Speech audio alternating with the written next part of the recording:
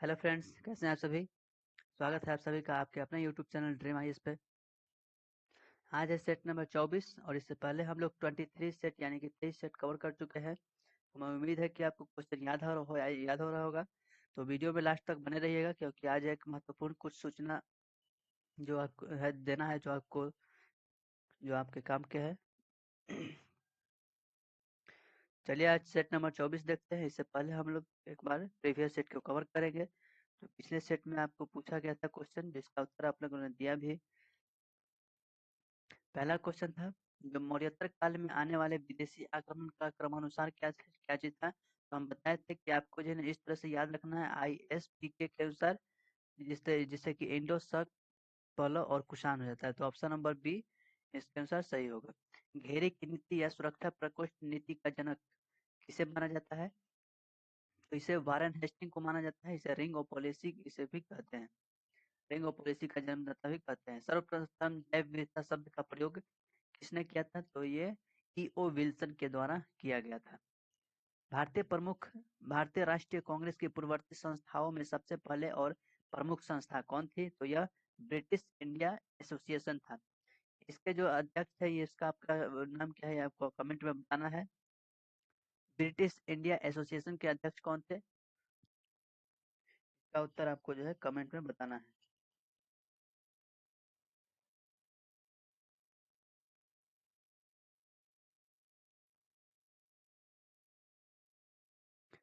चलिए देखते हैं आज के प्रश्नों को। Set number 24। पहला क्वेश्चन है, सूर्योदय से पहले तथा सूर्यास्त के बाद भी सूर्य जो है थोड़े समय के लिए यानी अल्प समय के लिए दिखाई देता है। इस ऐसा किया होने का कारण क्या है। यानी कि आप जो है ना अक्सर देखे होंगे कि सूर्य जब निकलती है तो उससे पहले थोड़ी से उसके थोड़े से पहले जो है सूर्य दिखाई देने लगता है। या फिर सूर्यास्त जब होता है तो उसे उसके बाद भी सूर्य थोड़े थोड़े समय के लिए दिखता है। तो यह किस कारण से होता है। तो ये जो है एक वायुमंडलीय कारण अपवर्तन के कारण होता है।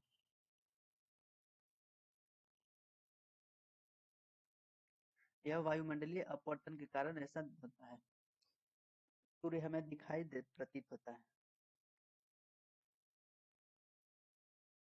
मिलान करना है इसमें, आपको बताना है कि कौन जो है ना किसके साथ सही सुमेलित किया गया है। प्रतिरोध प्रतिरोध यह किसके साथ, प्रतिरोध का मात्रक क्या चीज होता है, इसको मापने या प्रतिरोध से ओम को मापा जाता है। यूनिट है ये विद्युत प्रवाह जो कि एक एम्पियर। दो के हो गया बी, एक के हो गया 4। और बल बल को हम जो बल का मात्रक जो है न्यूटन है, और पावर का मात्रक है वाट। इसमें कोट लगाना थोड़ा सा मिस्टेक हो गया था, तो आप इस जो है ना इस तरह से याद रखेंगे।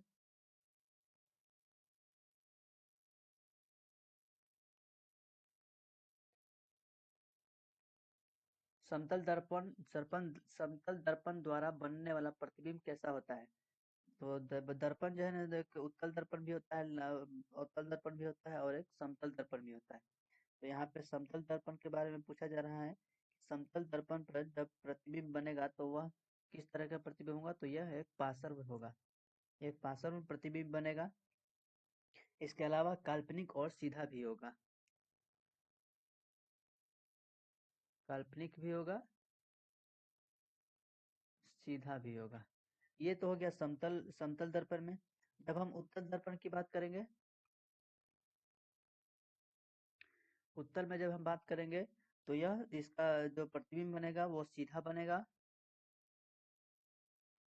और क्या होगा, आभासी बनेगा।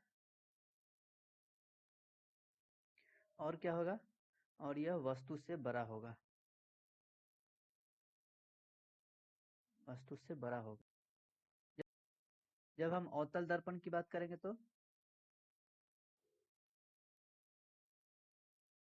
अवतल दर्पण में क्या होगा, यह जो है वो दर्पण से उल्टा बनेगा। अवतल दर्पण से यह उल्टा बनेगा, वास्तविक नहीं होगा, ये सीधा नहीं होगा, उल्टा होगा। और क्या होगा इसमें, वास्तविक होगा। ये तीनों दर्पण को आप ध्यान रखेंगे। समतल दर्पण में जब प्रतिबिंब बनता है तो यह पार्श्व बनेगा, काल्पनिक बनेगा और सीधा बनेगा। उत्तल दर्पण में जो है ये सीधा बनेगा, आभासी और वस्तु से बड़ा होता है। अवतल दर्पण में यह उल्टा होगा और वास्तविक होगा। जब बर्फ पिघलती है तो क्या होगा? जब बर्फ पिघलेगा तो जैसे कि एक अक्सर आप देखे होंगे कि जब ये बर्फ का मान लेते हैं कि एक टुकड़ा है और जब ये पिघल जाएगा, देखिए बर्फ का ये जो टुकड़ा है ये एक इतना आयतन घेरे हुए है, एक जगह घेरे हुए है। जब यह बर्फ पिघलेगा तो इसका जो है ना क्या होगा, आकार बदलेगा और यह इसका आयतन भी घट जाएगा। आकार बदलेगा और इसमें आयतन इसमें घटेगा। जब बर्फ पिघलेगा तो आयतन इसमें घटेगा, क्योंकि बर्फ का जो घनत्व होता है वो जल के डेंसिटी से अधिक होता है। बर्फ का जो डेंसिटी होता है, घनत्व होता है, वो जल के घनत्व से अधिक होता है। इसके अलावा जब देखिए जब हम एक गिलास में एक पानी को रखते हैं, मान लेते हैं कि पानी जो है पूरी तरह से एकदम पूरे गिलास में भरा हुआ है और इसमें यदि आप बर्फ का टुकड़ा डाल देते हैं, इसी के ऊपर हम जब बर्फ का टुकड़ा टुकड़ा डाल दिए और जब ये बर्फ पिघलेगा तो क्या होगा? जब ये बर्फ पिघलेगा तो क्या होगा, ये अक्सर एग्जाम में पूछता है कि भरे हुई गिलास के पानी में यदि बर्फ का टुकड़ा पिघलता है तो क्या होगा? तो पानी जो है वो अपरिवर्तित रहेगी, पानी बढ़ेगी नहीं। तो इस बात को ध्यान रखेंगे। फ्यूज तार किसका मिश्र धातु होता है? जो हम लोग घर में जो बिजली प्रयोग के लिए हम लोग जो फ्यूज का प्रयोग करते हैं वो किस धातु से मिलकर बना होता है? फ्यूज तार जो होता है वो शीशा और टीन के मिश्र धातु से बनता है। शीशा और टीन के मिश्र धातु से बनता है, जो घर में हम लोग फ्यूज का उपयोग करते हैं। जो यह जो है आसानी से टूट जाता है और खतरे से बचाने के लिए यह कार्य किया जाता है। अक्सर जो है ना घर में जब हम फ्यूज लगाते हैं वो कभी कभी जब ज्यादा वोल्टेज मिलने की वजह से जो है वो तुरंत टूट जाता है और जो खतरा होने की चांसेस रहता है उसको कम कर देता है। फ्यूज का जो तार होता है वो शीशा और टीन का मिश्र धातु होता है। निम्नलिखित में से कौन सही नहीं है, यह आपको जो है ना बताना है। पहला ऑप्शन है कि तापमान के बढ़ने से वायु ध्वनि का वेग बढ़ता है। वायु में ध्वनि का वेग दाब पर निर्भर नहीं करता है। आर्द्रता के घटने से वायु में ध्वनि का वेग बढ़ जाता है। चौथा है आवृत्ति के परिवर्तन से वायु में ध्वनि का वेग प्रभावित नहीं होता है। तो इस तरह से आप जो है देखेंगे कि ऑप्शन नंबर सी जो कह रहा है, आर्द्रता के घटने से जो है ना वायु में जो ध्वनि का वेग होगा वो क्या होगा, बढ़ जाएगा। आर्द्रता यानी कि ह्यूमिडिटी जब घटेगा, जब वायु में नमी घटेगा तो ध्वनि का जो सुनने की जो प्रवृत्ति है वो क्या होगा, बढ़ जाएगा।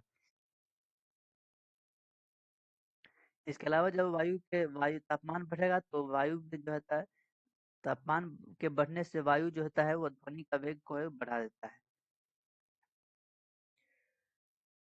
तो इस तरह से ऑप्शन नंबर सी जो है वह सी सही नहीं है। निम्नलिखित में से कौन सा राज्य जो है वो बॉक्साइट का सबसे बड़ा उत्पादक है? बॉक्साइट का सबसे बड़ा उत्पादक भारत में कौन सा राज्य है? यह जो है सबसे ज्यादा महाराष्ट्र में स्थित है। सॉरी, महाराष्ट्र में, यह उड़ीसा में स्थित है। सबसे ज्यादा जो बॉक्साइट का उत्पादन होता है वह उड़ीसा में होता है। उड़ीसा, यह बॉक्साइट जो है यह एल्युमिनियम का अयस्क है।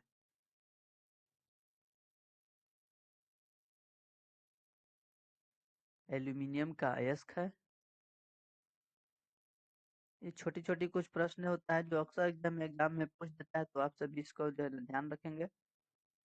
देखिए कुछ प्रश्न ऐसे होते हैं जो आपको जो है ना याद रखना होता है। ठीक है। बाब अल मंडब किसको यह जोड़ती है?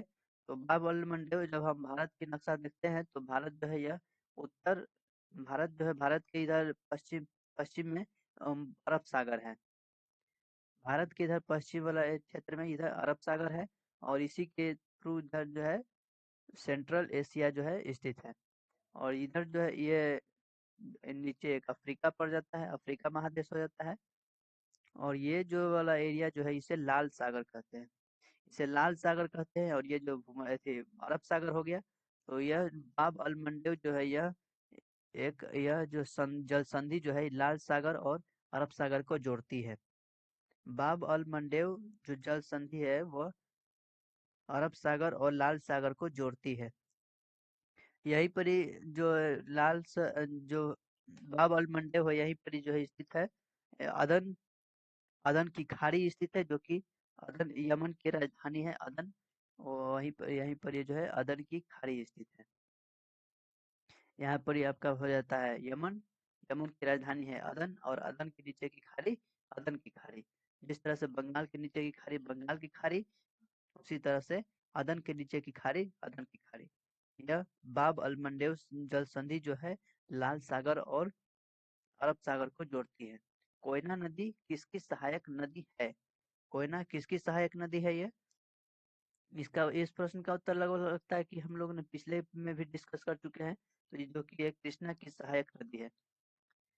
यह लगभग महाराष्ट्र से निकलती है यह कोयना। यहाँ महाराष्ट्र में जो है वो कोयना परियोजना भी स्थित है। तो आप दोनों बात याद रखेंगे। हो सकता है कि अगले एग्जाम में आपसे जो है ना कोयना परियोजना के बारे में पूछ दिया जाए। कोयना परियोजना किस नदी के ऊपर बना हुआ है? तो यह कृष्णा नदी के ऊपर बना है। बगलिहार परियोजना किस राज्य या केंद्र शासित प्रदेश में स्थित है? बगलिहार बगलिहार के अब ये जो नाम से ही कुछ थी अलग टाइप का दिख रहा है, नजर आ रहा है। तो ये जो है जम्मू कश्मीर में स्थित है। बगलिहार परियोजना जो है यह जम्मू कश्मीर में स्थित है। यह अक्सर पूछता है एग्जाम में कि कोई यह किस नदी पर स्थित है? तो यह चिनाब नदी पर है। चिनाब नदी पर है और जम्मू कश्मीर में है। इसके अलावा कुछ और परियोजना है जो जम्मू कश्मीर में है, जैसे कि तुलबुल परियोजना हो गया। तुलबुल परियोजना हो गया या फिर किशन गंगा परियोजना हो गया। किशन गंगा परियोजना हो गया। ये दोनों जो है जम्मू कश्मीर में है। ये दोनों जम्मू कश्मीर पे है। लेकिन जब हम नदी की बात करते हैं तो यह दोनों झेलम नदी पे पड़ता है। बगलिहार परियोजना जो है वह चिनाब नदी पे है। तुलबुल और किशनगंज परियोजना जो है वह झेलम नदी पे है और जम्मू कश्मीर में है। शीत ऋतु में भारत के उत्तरी भाग में वर्षा होती है। तो यह जो है वर्षा जो है यह किस शीत ऋतु में यह किस कौन से मानसून की वजह से होती है? लौटते हुए मानसून से, दक्षिण पश्चिम मानसून से, या पश्चिमी विक्षोभ मानसून से, या बंगाल की खाड़ी के मानसून से। तो देखिए एक बार फिर हम लोग जो है ना भारत की जब हम मैप देखते हैं तो ये दक्षिण भारत हो गया। ये आपका लगभग उत्तर भारत हो गया। तो देखिए ये जो प्रश्न पूछ रहा है कि शीत ऋतु में भारत के उत्तरी भाग, यानी कि बिहार यूपी बिहार वाले क्षेत्र में ये बात कर रहा है। यूपी बिहार वाले क्षेत्र में जब बात कर रहा है तो वहां पे जो है बारिश बारिश किस वजह से होती है? तो वह जो होता है वो पश्चिमी विक्षोभ के कारण होता है। शीत ऋतु में उत्तरी भाग में जो बारिश होता है वो पश्चिमी विक्षोभ के कारण होता है। कैसे समझते हैं? देखिए दक्षिण पश्चिम मानसून से जब दक्षिण पश्चिम से मानसून क्रॉस निकलती है तो यह जो है यह पूरी तरह से महाराष्ट्र आंध्र प्रदेश उड़ीसा में बारिश करवाती है। जब यह दक्षिण पश्चिम मानसून निकल जाती है इधर से बंगाल अरे हिंद महासागर से, तो यह मुख्य रूप से छत्तीसगढ़ झारखंड हरियाणा छत्तीसगढ़ झारखंड और मध्य प्रदेश वाले उड़ीसा क्षेत्र में इसे बारिश करवाती है। और जब यही मानसून वापस लौटती है ये, तो यह मुख्य रूप से तमिलनाडु और पूर्वोत्तर स्टेट में यह वर्षा कराती है। लेकिन जब हम उत्तर भारत की बात करते हैं तो यह पश्चिमी विक्षोभ के कारण यह वर्षा होती है। पश्चिमी विक्षोभ जो कि भूमध्य सागर से आती है। जैसे कि अभी हम लोगों ने जो बाबल मंडल जो देखे थे वह इसी क्षेत्र से वर्षा पश्चिमी विक्षोभ से यह जो है हवाएं आती है और यहाँ पे उत्तर भारत में वर्षा करवाती है। इसके अलावा एक और एग्जाम में अक्सर पूछता है कि भारत में सबसे ज्यादा वर्षा किस मानसून से होती है? तो दक्षिण पश्चिम मानसून से ज्यादा वर्षा होती है। भारतीय संविधान की प्रस्तावना में किस स्वतंत्रता का उल्लेख नहीं किया गया है? तो प्रस्तावना जो है प्रीम्बल जिसे हम कहते हैं, प्रेम्बल से सबको पता ही होगा कि भारतीय संविधान की प्रस्तावना जो है उसमें कई सारे स्वतंत्रता का उल्लेख किया गया है, जिसमें से हम बात करते हैं तो अभिव्यक्ति की स्वतंत्रता, धर्म और विश्वास की स्वतंत्रता, उपासना की स्वतंत्रता, ये जो है ये उपासना ये प्रस्तावना में जो है उल्लेखित किया गया है। लेकिन इसके अलावा जो है विचार की स्वतंत्रता, विश्वास की स्वतंत्रता या फिर अभिव्यक्ति की स्वतंत्रता, ये सब जो है ये प्रेमबल में नोटिस किया गया है, प्रेमबल में दिया गया है भारतीय संविधान में। लेकिन आर्थिक स्वतंत्रता, इकोनॉमिक इकोनॉमिक आर्थिक स्वतंत्रता को लेकर जो है प्रस्तावना में ऐसा कोई उल्लेख नहीं किया गया है। तो ऑप्शन नंबर डी जो है वह सही होगा। भारतीय संविधान की प्रस्तावना में आर्थिक स्वतंत्रता जो है इसका उल्लेख नहीं किया गया है। भारत के उपराष्ट्रपति को पद से हटाने का प्रस्ताव प्रस्तुत किया जा सकता है। भारत के जो उपराष्ट्रपति है, जो उनको उनको अगर पद से हटाना रहेगा तो उनके खिलाफ जो प्रस्ताव होगा वो कहाँ लाया जाएगा? तो ये सिर्फ जो है यह राज्यसभा में आता है, क्योंकि यह राज्यसभा के सभापति होते हैं। तो इनके खिलाफ जो प्रस्ताव आता है वो राज्यसभा में आता है। राज्यसभा में इनके खिलाफ जो है हटाने का प्रस्ताव आएगा, और तत्कालीन जो इसमें जो सदस्य रहेगा वो उसकी संख्या को बहुमत के द्वारा इसको जो है यह प्रस्ताव को पारित किया जाएगा। पारित करने के बाद क्या होगा? पारित करने के बाद ऐसा नहीं कि अब जो है ना जो भी जितना बहुमत आया उसी से पारित करके और उपराष्ट्रपति को हटा दिया जाएगा। नहीं, अगर ये प्रस्ताव पारित हो गया है, अगर ये प्रस्ताव राज्यसभा में पारित हो गया है, तो इसका मतलब ये होता है कि जितना बहुमत राज्यसभा में इनको मिला है, पारित हुआ है, वो सारे जो प्रस्ताव समर्थन जो है ना लोकसभा में होनी चाहिए, वो सारे समर्थन जो है लोकसभा से होनी चाहिए। अब इसका मतलब ये हुआ कि राज्यसभा से पारित करने के बाद लोकसभा में भी इसको बिल पेश करना पड़ेगा, और वहां पे इनको साधारण बहुमत चाहिए। साधारण बहुमत जिसे हम लोग 50% प्लस वन हम कहते हैं, जिसे साधारण बहुमत के द्वारा ये प्रस्ताव जो है वो पारित करना होगा।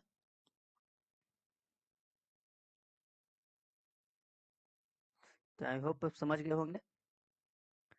भारतीय संविधान के भाग 4 में दिए गए राज्य के नीति निर्देशक सिद्धांतों में निम्न में से कौन सूचीबद्ध है?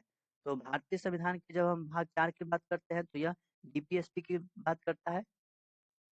डीपीएसपी राज्य के नीति निर्देशक तत्व जो कि अनुच्छेद आर्टिकल 36 से 51 तक आता है। अनुच्छेद 36 से 51 के बीच में होता है। इसमें पूछ रहा है प्रश्न कि इसमें जो दिया गया जो नीति निर्देशक सिद्धांत है वो कौन कौन सा शामिल है? तो ऑप्शन ए है समान न्याय और निःशुल्क कानूनी सहायता। तो ये जो है शायद आर्टिकल 39 के शायद क में है, आप देख लीजिएगा किस अनुच्छेद में है। सरकार सहकारी समितियों को प्रोत्साहन देना, अंतर्राष्ट्रीय शांति और सुरक्षा को प्रोत्साहन देना, ये जो है आपका 51 में है। और ये तीनों जो है आपको जो है डीपीएसपी में मिल जाएगा। आप जब डीपीएसपी पढ़ेंगे तो आपको याद होगा। इसके अलावा जो है उपरोक्त सभी जो है सही है।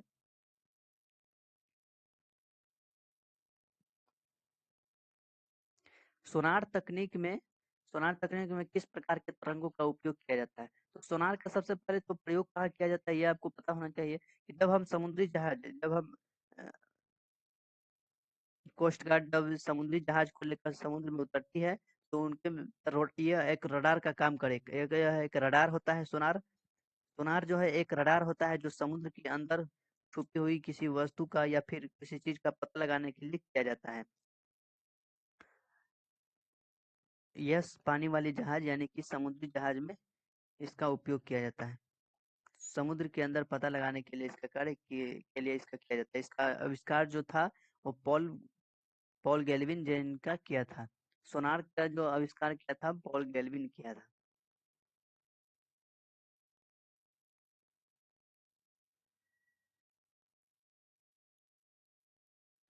पॉल गेल्विन। इसमें जो है प्रसर्वित रंग उपस्थित होता है। इसमें प्रसर्वित रंग पाया जाता है।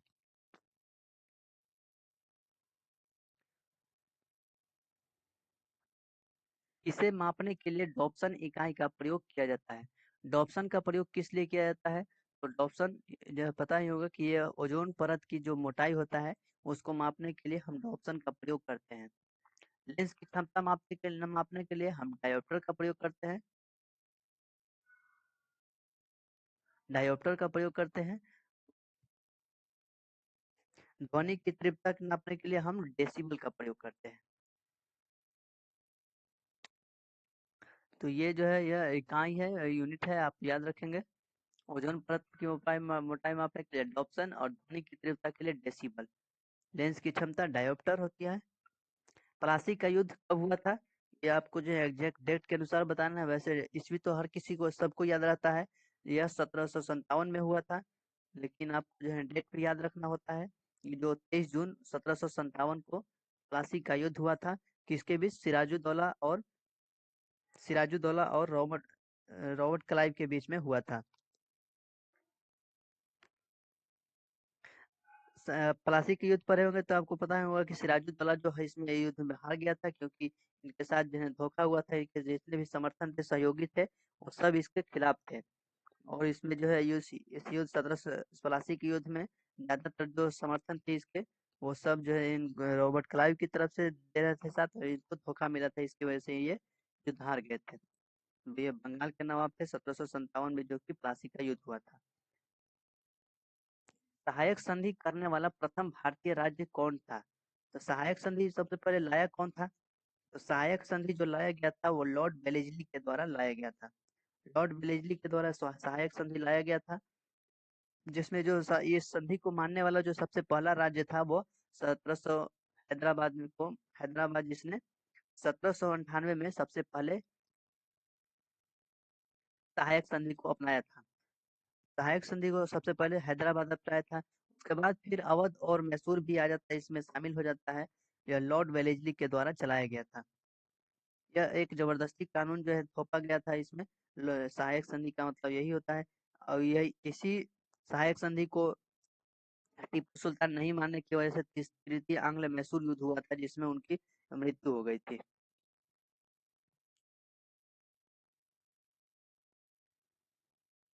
भारत में नागरिक सेवा का जनक किसे माना जाता है? नागरिक सेवा यानी कि सिविल सर्विस की बात करते हैं। सिविल सर्विस, नागरिक सेवा, इसे सामाजिक कार्य भी कह सकते हैं। तो इसका जो जनक है वो किसे माना जाता है? यह जो सिविल सर्विस के नागरिक सेवा के जो जनक है वो लॉर्ड कॉर्नवालिस के द्वारा लाया गया था। लॉर्ड कॉर्नवालिस के द्वारा इसकी जो है शुरुआत की गई थी। महालवारी भू राजस्व व्यवस्था किसके द्वारा लागू की गई है? महाल व्यव- महाल व्यवस्था महालवारी व्यवस्था जो है यह किसके द्वारा लाया गया था? तो हॉल्ट मैकेंजी के द्वारा लाया गया था ये, कब? 1819 में। हॉल्ट मैकेंजी के द्वारा 1819 में लाया गया था। इसमें हुआ क्या था महालवारी में? इसमें महालवारी व्यवस्था में ये हुआ था कि अंग्रेज जो है सीधे किसानों से संपर्क करते थे और उनसे लगान वसूल करते थे। इसमें कोई जमींदार वगैरह इसको शामिल नहीं किया, सॉरी, इसमें किसानों को नहीं, बल्कि एक किसानों के गांव को एक समूह तैयार किया जाता था। और जिसके थ्रू जो है टैक्स वसूला जाता था। जैसे कि किसी गांव में एक समूह जो है ना बना दिया गया, एक संगठन बना दिया गया कि हम इस संगठन से हम जो है इतना टैक्स वसूलेंगे, और इस ए संगठन से हम इतना टैक्स वसूलेंगे, बी संगठन से इतना टैक्स वसूलेंगे, और सी संगठन से हम इतना टैक्स वसूलेंगे। एक क्षेत्र को बांट दिया गया कि इतने क्षेत्र, इस संगठन करने का मतलब यही हुआ कि एक क्षेत्र निर्धारित कर दिया गया कि इतने क्षेत्र में जो भी लोग आएंगे उनसे हम इतना टैक्स वसूलेंगे। तो महालवारी व्यवस्था, भू राजस्व व्यवस्था में यही हुआ था। हॉल्ट मैकेंजी जिनके द्वारा लाया गया था 1819 ईस्वी में। यह लगभग यूपी, उत्तर प्रदेश, मध्य प्रदेश और पंजाब वाले एरिया में क्षेत्र में इसको लागू किया गया था।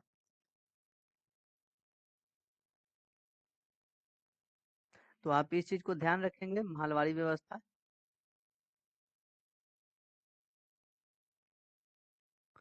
निम्नलिखित में से कौन सिकंदर का समकालीन था? तो सबसे पहले सिकंदर भारत पे कब आया था?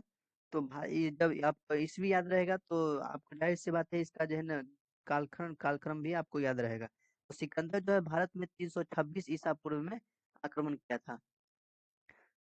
सिकंदर जो है भारत में 326 ईसा पूर्व में भारत पर आक्रमण किया था। उस समय जो कार्यकाल चल रहा था वो घनानंद का चल रहा था। उस समय जो भारत में घनानंद का शासन चल रहा था।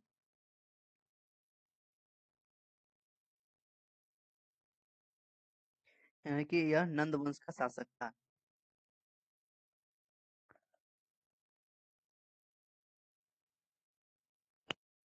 नंद वंश का शासक, इसके बाद मौर्य वंश आता है, और चंद्रगुप्त मौर्य के द्वारा जो गुरु थे चाणक्य, उनके द्वारा फिर ये सिकंदर को वापस भेज दिया जाता है अपनी चतुराई की वजह से। और सिकंदर जो है व्यास नदी को पार करने से मना कर दिया था। तो ये तथ्य आप याद रखेंगे। अष्टदिग्गज किसके दरबार में रहते थे? अष्टदिग्गज यानी कि 8 दिग्गज कहने का मतलब हुआ। 8 जो दिग्गज थे वो किसके दरबार में रहते थे?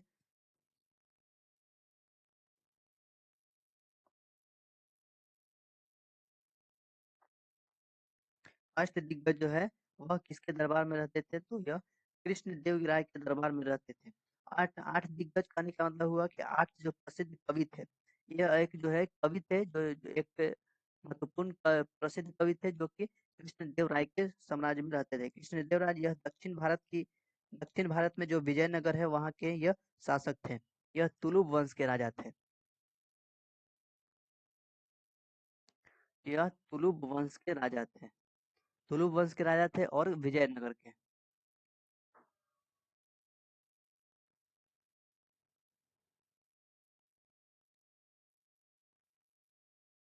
पहली बार किसे सती होने के प्रमाण का प्रमाण कहाँ से मिला है? पहली बार किसी के सती होने का प्रमाण जो है यह कहाँ से प्राप्त हुआ है? तो सती होने का प्रमाण जो है यह सती होने का प्रमाण जो है यह भानुगुप्त के एरन अभिलेख से प्राप्त होता है। सती होने का जो प्रमाण है वो भानुगुप्त के एरन अभिलेख से प्राप्त होता है, जो कि जो इसमें जो है जो सती होने का जो प्रमाण मिल रही है 510 ईस्वी में मिला था। 510 ईस्वी में 510 ईस्वी में मिला था। इसमें इस अभिलेख में लिखा गया था, इस अभिलेख में बताया गया था कि कोई हर्ष राजा हुआ करते थे, जिनकी पत्नी जो है, जो जिनकी पत्नी सती के रूप में, तो सती होने का, जिनकी पत्नी को सती होने का प्रमाण मिलता है। कोई हर्ष राजा थे अब सती होने का मतलब कि होता क्या है कि जैसे कि राजा जो है, अगर किसी व्यक्ति की मृत्यु हो गई तो उसके साथ साथ उसकी पत्नी को भी जला दिया जाता था। तो इसमें जो है यही राजा जो हर्ष राजा थे उनकी जो है मृत्यु हो गई थी और उनकी पत्नी को सती होना पड़ा था, तो इसी का प्रमाण मिलता है एरर अभिलेख में। यह 510 अभिलेख में मिलता है, 510 में मिलता है भानुगुप्त के एरर अभिलेख में। अंशस्यान किस देश की राजधानी है? अंशस्यान जो है यह किस देश की राजधानी है? तो अंशस्यान जो है यह यह पराग्वे की राजधानी है। पराग्वे कहाँ है? तो यह साउथ अमेरिका की एक जगह है, साउथ अमेरिका का एक देश है पराग्वे, जिसकी राजधानी है अंशस्यान। इसके अलावा जोग्रेव यह क्रोएशिया की राजधानी है। जोग्रेव जो है यह क्रोएशिया की राजधानी है। जाग्रेव यह क्रोएशिया की राजधानी है। मोटेवीडियो यह वीडियो उरुग्वे की राजधानी है। मोटेवीडियो आप ऐसे याद रखें कि मोटा का किसी मोटा देश का वीडियो आ रहा है, तो मोटेवीडियो से आप याद रखें कि उरुग्वे का है। इसके अलावा ब्रिज टाउन यह बारबाडोस की राजधानी है। ब्रिज टाउन यानी कि ऐसे कहने समझने का मतलब ये इसे समझ सकते हैं कि ब्रिज से पूरा भरा हुआ टाउन मतलब शहर है। एक ऐसा शहर जहाँ पे ब्रिज बहुत सारा है, जिसकी राजधानी, यह किसकी राजधानी है? बारबाडोस की है। यह बारबाडोस की राजधानी है। यह सब जो है यह अमेरिका, दक्षिण अमेरिका और नॉर्थ अमेरिका की छोटी छोटी राजधानियां हैं। कुछ जो देश है वो कैरेबियन देश कहलाता है। कुछ साउथ अमेरिका के देश है। तो ये सब छोटी छोटी देशें हैं, जो कभी कभी एग्जाम में पूछ देता है। मुखौटा नृत्य किस राज्य का लोक नृत्य है? तो मुखौटा जो है यह कहाँ का लोक नृत्य है? तो यह अरुणाचल प्रदेश का है।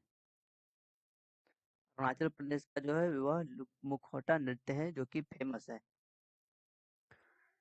तो इस तरह से हम लोग 25 प्रश्न को डिस्कस किए। हमें उम्मीद है कि आपको वीडियो अच्छा लगा होगा। तो आज के कुछ प्रश्न जो आपसे पूछा जा रहा है कि पहला क्वेश्चन है, शुद्ध अरबी सिक्के किस शासक ने जारी किया था?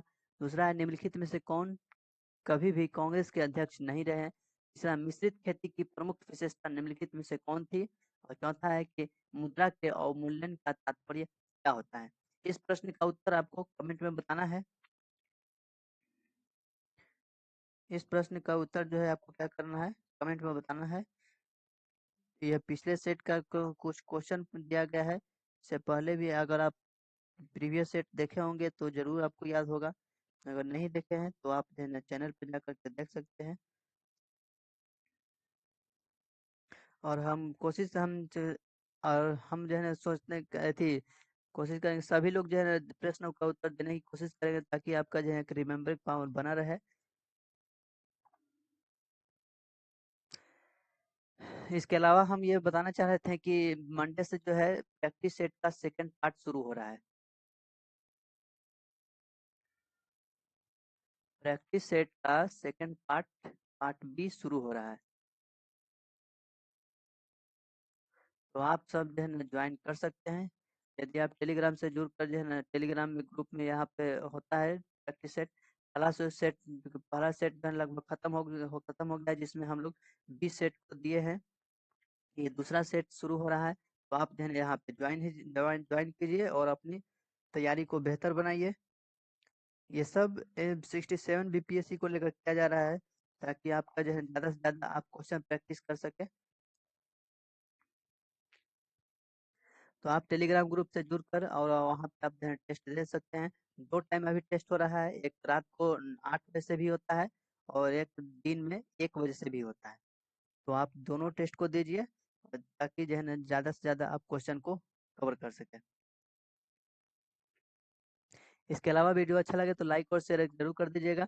चैनल पर अभी नए हैं तो सब्सक्राइब कर दीजिएगा।